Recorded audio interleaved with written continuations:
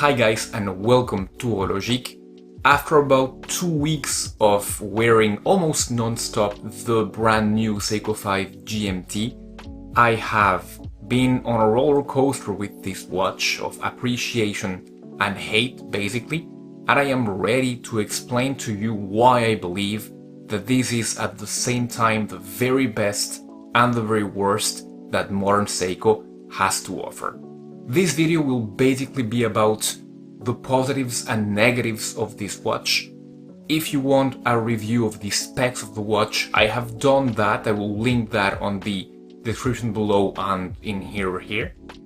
So go check that first if you haven't seen it, and then come back here for the final verdict. But before that, don't forget to subscribe to the channel if you have not done so already, to comment, to share the video, to do all that nice stuff that the algorithm loves. But now let's go right away into the positives and the negatives. First obvious positive of this watch, it is a beautiful watch. Like the Seiko SKX never was. The Seiko SKX was a very tooly watch. Even some Seiko 5s came close to being very pretty. The suits that I had was a very elegant and pretty watch, but this is a very nice watch, nice looking watch. That dial is just the right amount of sunburst, not too much as to being gaudy, not too little as to being plain. It is just perfect, and that beautiful blue that they have used contrasts beautifully with the red of the GMT hand and of the GMT writing, of course. I am talking about this version that I have, but I am certain that the other ones are very aesthetically pleasing as well. And now let's go to that bezel insert.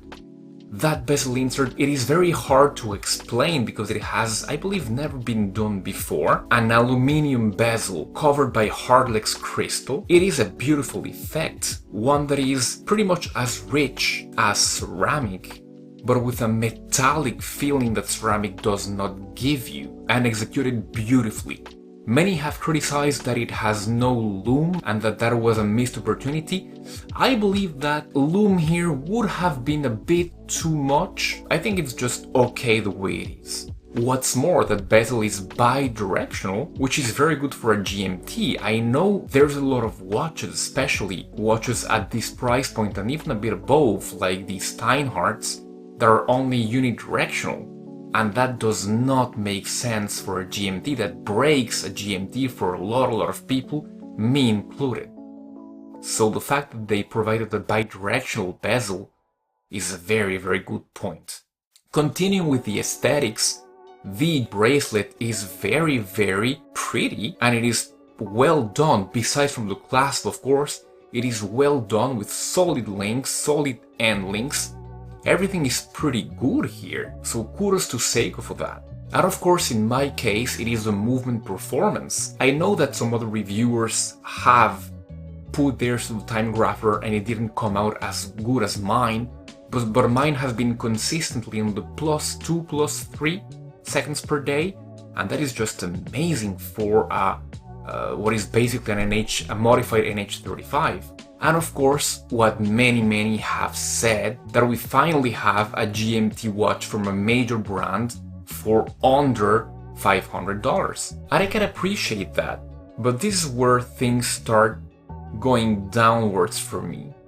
And the flip side comes along, because even though many think that, I still believe that 475 euros for this watch is too much. And I'm gonna tell you why. Well, first of all, and let's continue with that movement, it has been confirmed that this is only a modified NH35, guys. Actually, it's a modified NH36 with the date wheel that has been modified to being actually the GMT hand. Granted, there's some modification there, but they're not building a brand new movement from the ground up. They're really using what they already have. Second of all, what many have pointed here, you only have hardlex crystal. For an almost 500 euro watch, that is almost not acceptable, guys. Then, to continue with the crystal, you've got a Cyclops there. What many do not like, I believe that it's an identity problem basically. For me, Cyclops equals Rolex basically.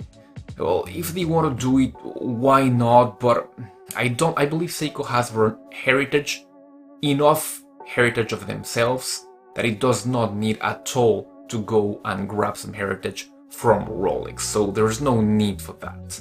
I was praising the bidirectional bezel on the positives, but let's not forget that it's only a friction bezel. It's not a ratcheting bezel, and it has happened to me with this watch. The hour that you set it on moves as you sleep with the watch, as you hit something, it moves, so that is why ratcheting is there for, so things will stick in place. Here it does not stick in place, and that is a very bad point. You only see this with a very entry level watches. Even most entry level watches now have ratcheting bezels.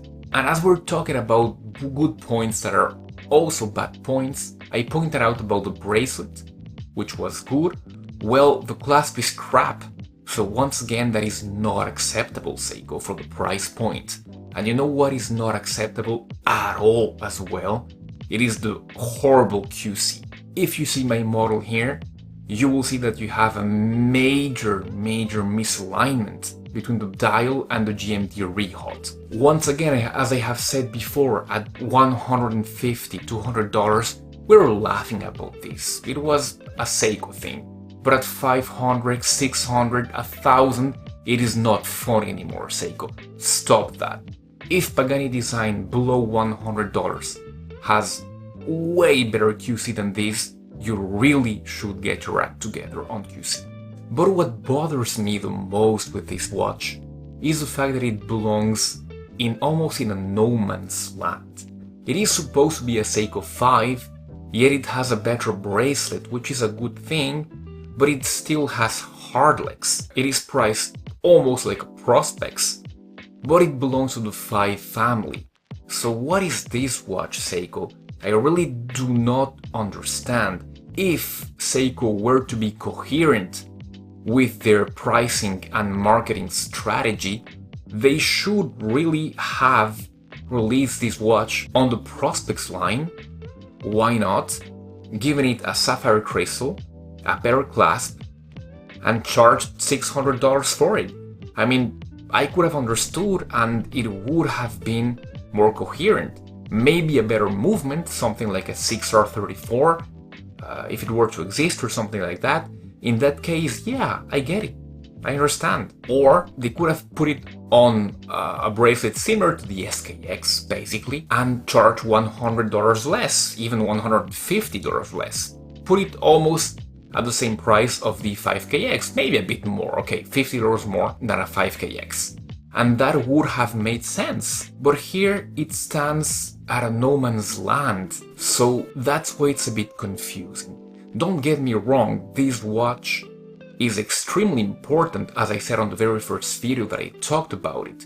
It is not important because of what everybody thinks. Well, we've got a GMT from a major brand for under $500. That is bullshit, guys. I think I have explained that enough here in this video. But it has been discussed a lot in the comments from other guys or reviewers and from myself that the important thing here is that amazing movement. That movement will be put on other watches, on better watches, on watches with better QC, and that is where this watch is important. But to go back to the watch itself, I told you in the intro that I went through a roller coaster with this watch. At the beginning I hated it because of the QC issues, because all the community was unanimous on praising this watch, and I just found it amazing that everybody was saying that this watch was a bargain. It is not a bargain, and it's not because of its price that it's important, but because of the movement inside it. However, I do not want to hate on this watch. After wearing for almost 2 weeks, it is too pretty to hate. That is the truth, guys. I thought I would be selling it. I do not think I will be selling it, unless I get a very good offer, but I don't think I will be selling it, even with the big QC issues that it does have, because it looks so pretty that I don't want to sell it. So there you go. That's pretty much what I have to say about this watch. It has many flaws, a problem of identity basically, but it's so pretty that you want to hate it, but you cannot. My advice, if I could give you one, is that do not pay retail for this watch. Wait around $400, even less. It will be a pretty good buy, a more decent buy than it is now. At $475, you will be disappointed. But you might end up keeping it like myself, just because it is so damn pretty. Alright guys, thank you so much, and I'll be seeing you very soon. Goodbye.